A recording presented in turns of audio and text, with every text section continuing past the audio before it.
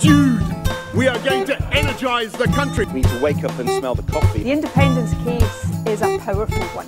Another future's possible, but we've got to fight for it. Order! Hello and welcome to the Debated podcast. As always, I'm your host, Will. And in this episode, I'm delighted to be joined by Nathan Yeowell, the director of Progressive Britain, Labour to Win, and editor of a new book that has only recently been released, Rethinking Labour's Past. Welcome to the podcast, Nathan. Thank you very much for having me, Will. It's great to have you on. Now, in regards to the book, the first question that I'd like to ask is, what made you decide to create the book, to edit the book and to contribute to it? It's a very good question. Best place to start. There are three reasons, really. So the first, and it's a pretty prosaic one, it became my lockdown project. Mm-hmm. So the genesis of this book dates back to April 2020. So hopefully most of you would have banished how dreadful we all felt at the time, but it was right in the middle of that first lockdown. And actually I was sitting at my computer waiting for the results to be announced in the leadership contest when Keir Starmer won the Labour leadership, either the 4th or the 5th of April. Mm. And on my Twitter feed, there popped up a link to a blog by the historian David Edgerton. Now, David Edgerton, I think, is one of the senior historians at King's College London, the author of a recent book on building the British nation.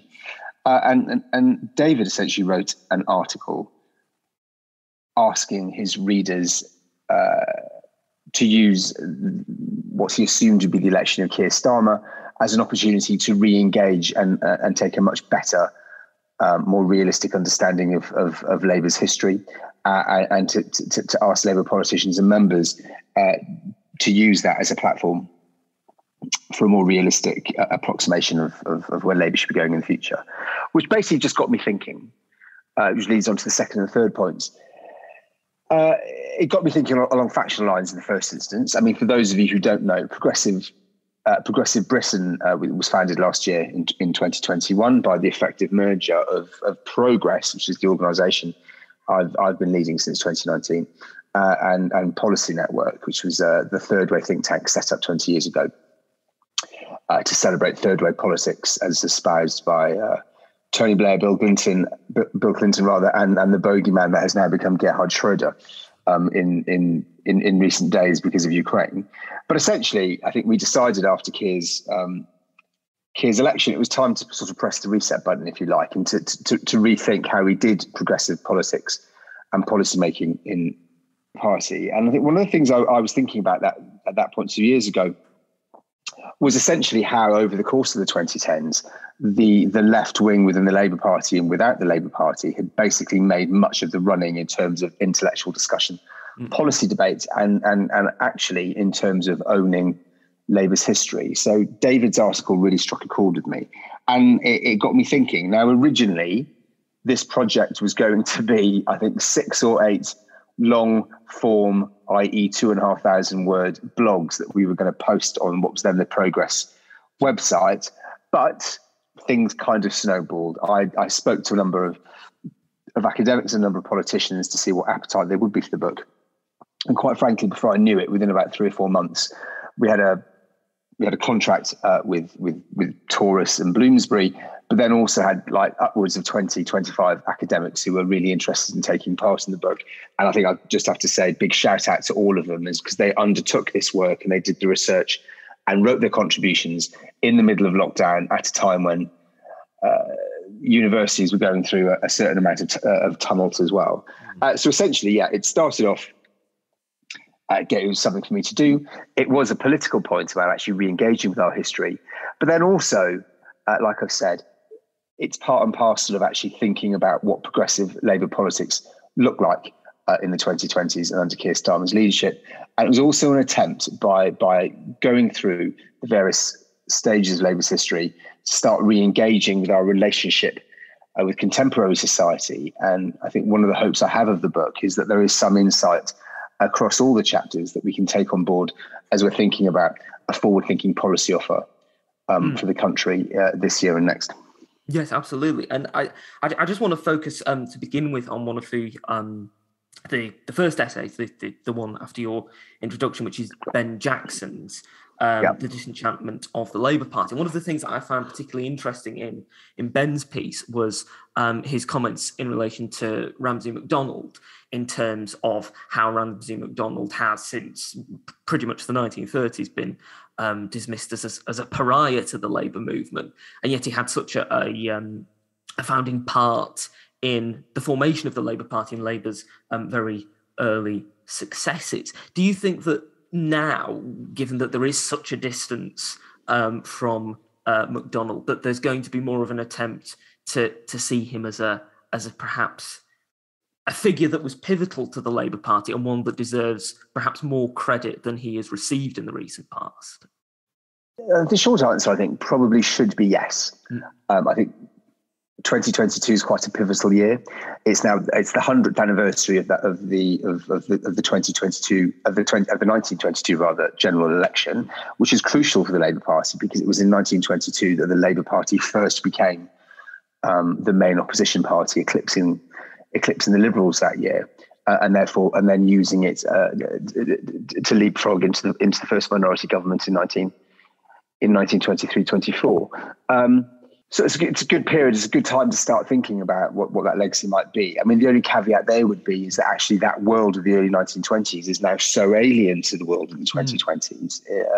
On one level, it might make it easier for us to take a slightly more sober and more objective view of his works. But I think you hit the nail on the head.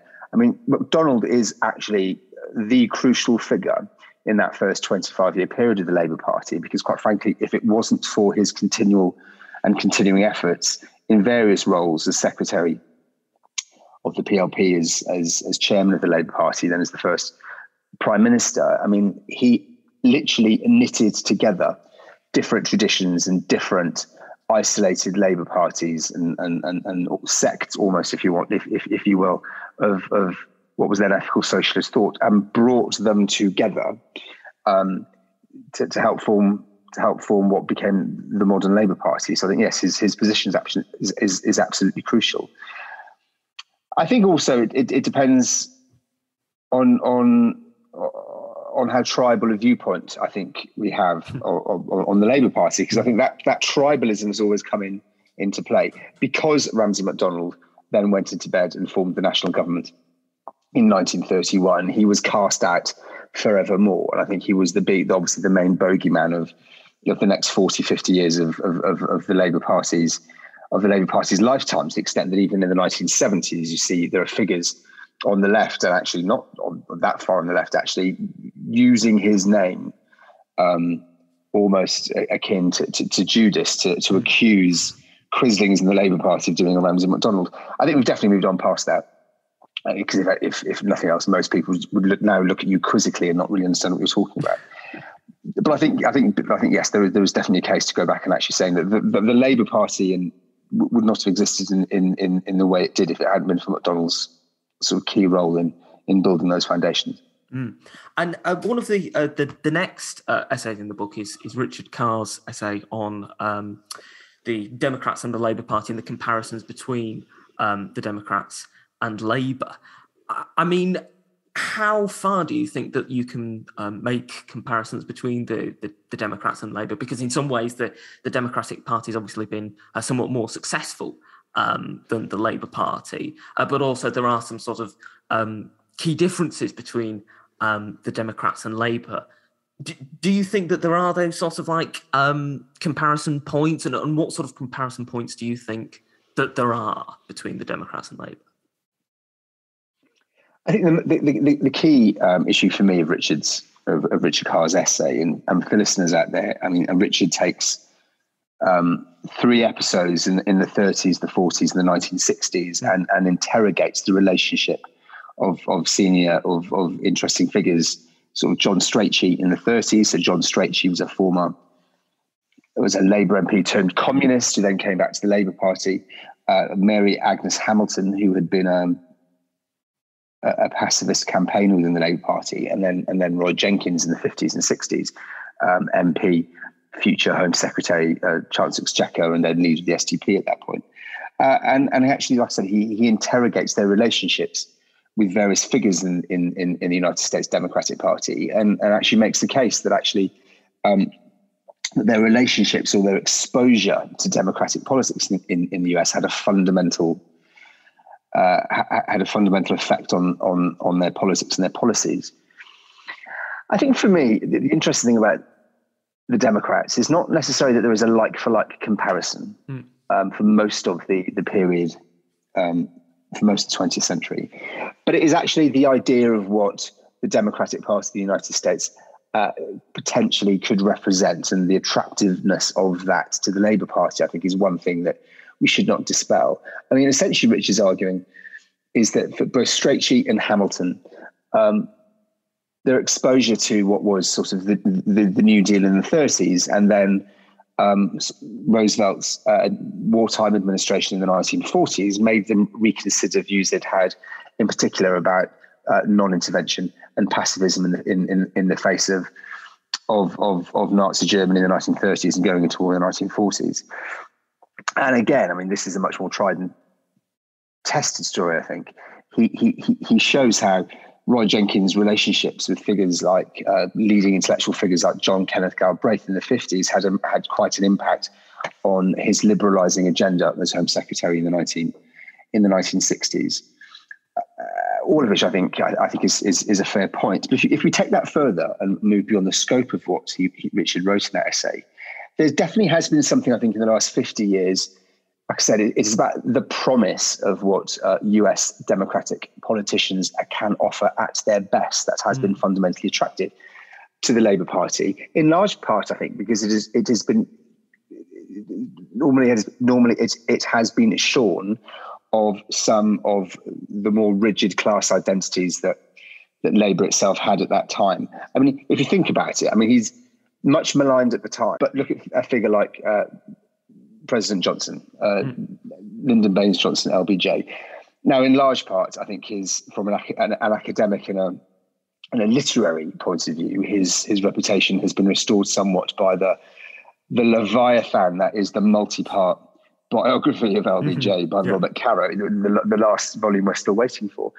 But it basically goes to show that the immense potential and the impact of the new society reforms of the 1960s, much more so than anything that Kennedy put into place in his short presidency in the early 1960s, has a long-term and lasting effect on the US society, and shows what sort of progressive liberal politicians can do in power if they've got the gumption and the ability to actually push their reforms through. And it sounds daft, I'm about to say, even despite Vietnam, but if one can look at LBJ's record and winnow it down, so you're looking at domestic as opposed to foreign and defence affairs issues. I mean, the power of the state and in the 1960s to actually bring forward the civil rights and the civil rights packages and other social packages in the 1960s is immense. I think that continues to have a great draw on many members of the Labour Party. I mean, obviously go back 30 years, and I think the closer comparison that most people would make is the affinity between Blair and Clinton in the 90s. And the interesting thing there is that both of them took the same view, that they had to reconnect their parties with contemporary society and with a contemporary changed economy in the 1990s to make progressive politics in both their countries relevant again. And actually, as we know, both of them did that successfully. And it's interesting as well. You touch upon being able to reconnect with the public there. And that's something that you very much saw in 1945 when Labour won its great landslide victory. And Steve Fielding focuses on that in his essay on the shifting significance of the spirit of 45. And what I found particularly interesting about Steve's essay was not just the way in which Clement Attlee in the 1945 government, obviously portrayed by historians as immensely significant, but also the way in which he discusses how particular figures on the left, for example, Ken Loach, took the spirit of 45 and perhaps presented it in a way that suited their own politics more than was necessarily historically accurate. I mean, it's a continual touchstone in the history of the Labour Party, isn't it, the 1945 election? What do you think it symbolises for people today? And do you think it symbolises the same thing for people across the Labour Party, or does it symbolise sort of different things for different factions? I think I'm being utterly honest. I would question what actual factual meaning 1945 has to anyone.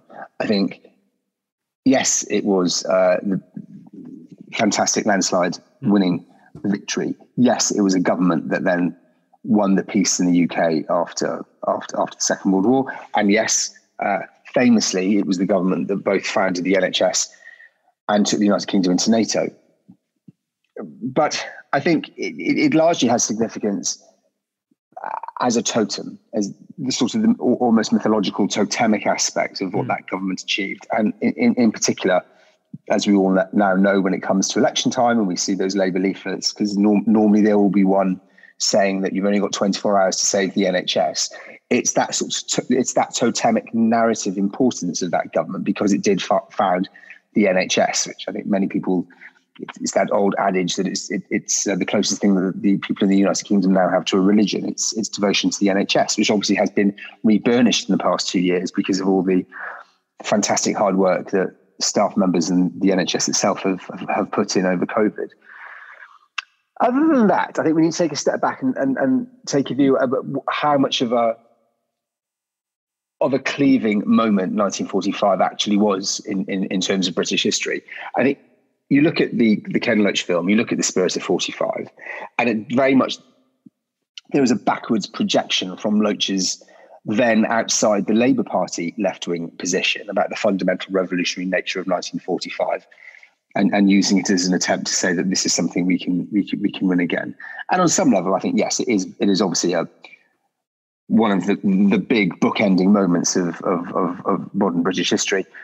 But there are definitely questions there to be asked about, is 1945 a change or a continuity moment in terms of what was going on with the British state? I mean, let's not forget that actually we'd had 5 years of total war by this point, and both the government of the UK and the British people were used to a strong state putting all the power of the state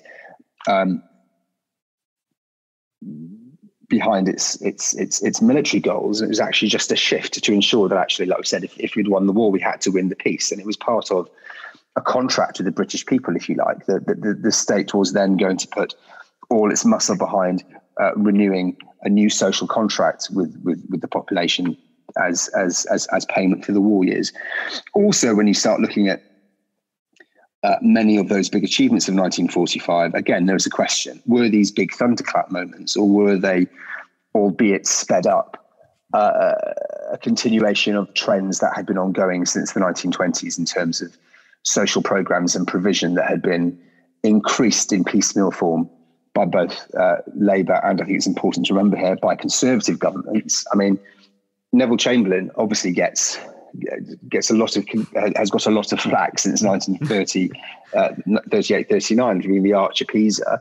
But actually, in terms of a social domestic program, he was probably the most enlightened politician in the interwar era. And in fact, that many of the social programs that we all take for granted were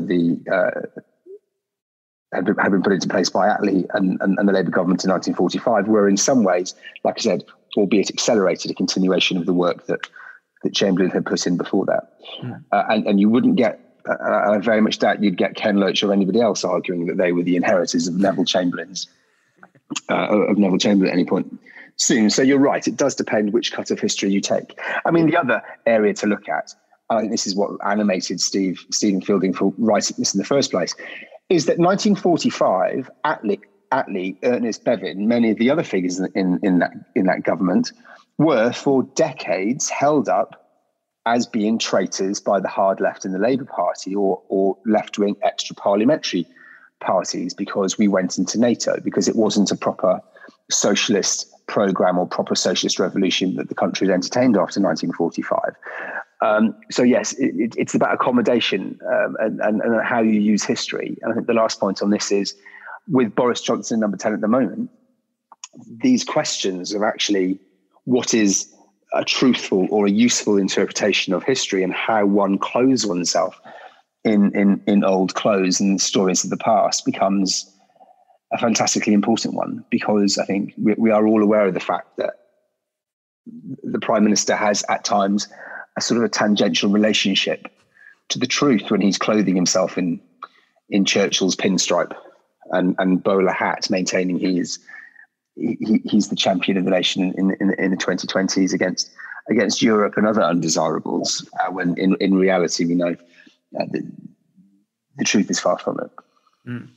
In terms of that strong state that you mentioned there, one of the things that I thought was particularly interesting in Glenn O'Hara's piece on Harold Wilson was not just the analysis of the 64 to 70 government, which of course a lot of people praise anyway, but also his analysis on the 74 to 76 period of office in which Wilson returned as Prime Minister, and which Glenn argues that things were still achieved then instead of it being retroactively seen as somewhat of a lame duck period. I mean, looking back at Wilson, he is a figure that does seem to sort of shift in terms of perception between, different members of the Labour Party and historians as well. And Keir Starmer said that he famously said that if there was any Labour Prime Minister, previous Labour leader or Labour Prime Minister he wanted to embrace or to invoke, it was Harold Wilson. So do you think now that there is a sense that Wilson, both as a person and as a leader of a government, is being recognised more than he was previously? That's an interesting question, if only because I think that's a question that sort of politicians and historians have picked at occasionally for the past 30 years. I'm old enough to remember the last time in the early 1990s, or the first time rather in the early 1990s, when sort of academics and historians were asking, is the time ripe for a revival in Harold Wilson? I think the argument has always been, and largely off the back of the publication of Ben Pimlott's biography of Wilson, which I think either came out in 1991 or 92. And was actually, I'm going off the point now, it was actually one of the main reasons why I became so interested in Labour Party history in the first instance. I mean, it's a remarkably well-written book, and I would recommend any readers out there go and buy a copy. But the issue ends up being with Wilson. I think participants in the Labour Party, be they activists or politicians or government ministers after 1997, have always found it quite difficult to look at Wilson and his period in office without being able to sort of discount what came afterwards. So Blair's view on Wilson, or rather Tony Blair's view on Wilson in the mid-2000s at least, was that essentially Wilson either failed or shirked from the hard tasks of modernisation of British industry and British society in the 60s and 70s, which then led us almost inexorably to what came with the 1980s and a much sort of the harsher winds of Thatcherism that blew through British society. I think, and actually from that post hoc view, it's difficult to argue with that. I mean, I'm not quite sure whether I think it's a bit too binary a reading to say that Wilsonian failure ultimately and automatically led to Thatcherite triumph.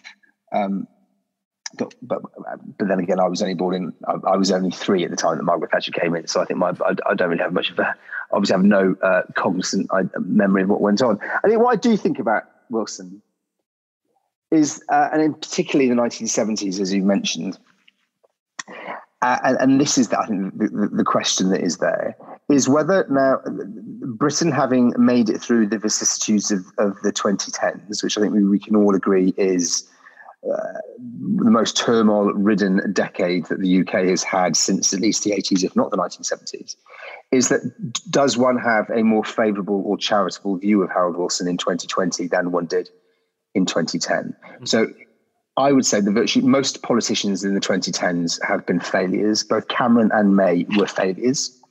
I think Ed Miliband and then Jeremy Corbyn were both failed in their task of taking the Labour Party into successful victories. I mean, we've lost 4 general elections on the bounce, which is not a fantastic record.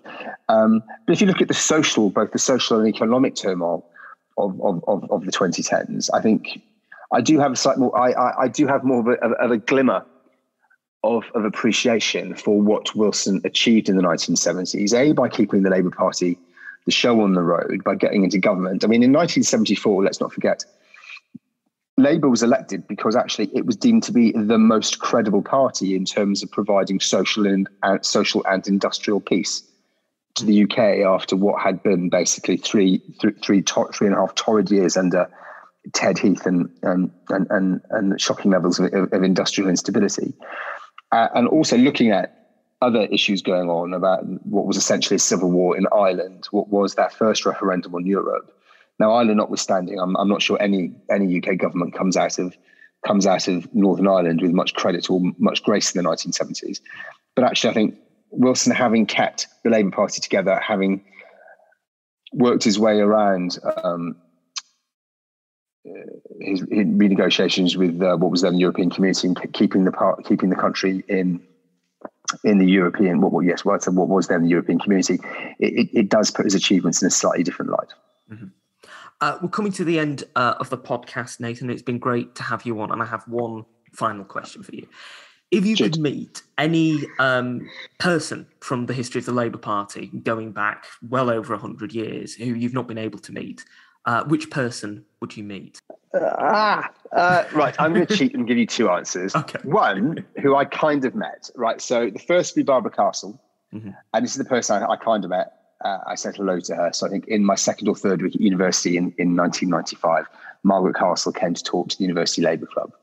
And I was struck then about being in the presence of somebody who was an important figure from the Labour Party's history. But like I said, didn't have a chance to talk to her. And indeed, I think it would be fascinating to sit down. I've had a drink or discussion with her in her heyday. So Barbara Castle's the first. And I think Attlee Crossland would be the second. He's a figure I've always admired tremendously. And again, I think he is someone whose writings in the 1970s potentially could tell us more in the 2020s than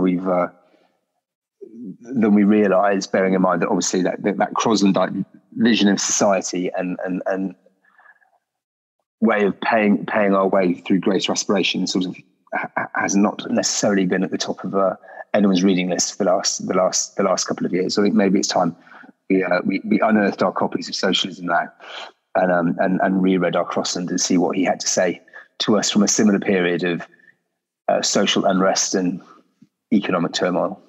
Well, I think those are 2 fantastic answers and 2 very mighty figures in the Labour Party who I'm sure any of our listeners would like to have met if they had the opportunity. Well, if I can interject, yes, and turn the table, who would you like to meet, Will? Well, I would actually like to meet Ramsay MacDonald, because I think that as we've mentioned, as you mentioned at the start, he was a figure who was enormously important.